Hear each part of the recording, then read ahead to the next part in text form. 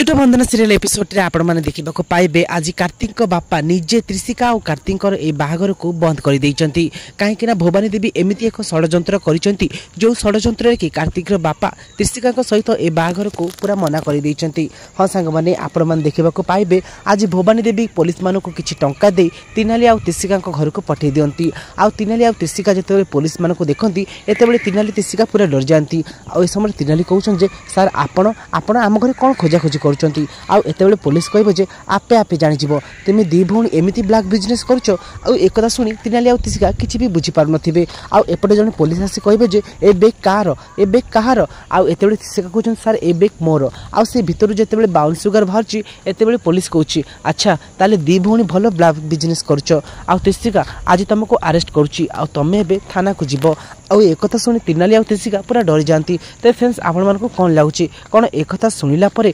कार्तिक बापा सतरे कौन ए प्रस्ताव को भांगी देबे आउ एपटे कौन तिनाली सतरे भवानी देवी ए चाल को फेल करी तांको भौणी त्रिशिका को समस्त सामने निर्दोष बोली प्रमाण कर पारिबो। आगु रही बहुत इंटरेस्टिंग वाला सीन जदि आपण मानको भी अतुट बंधन सीरियल अपडेट पाइबा चाहूथिबे ताले खटी टाइम यूट्यूब चैनल को सब्सक्राइब करंतु। आज वीडियो भल लागिले वीडियो को लाइक करबा सहित चैनल को नुआ आसले सब्सक्राइब करबे। रहूछु नमस्कार।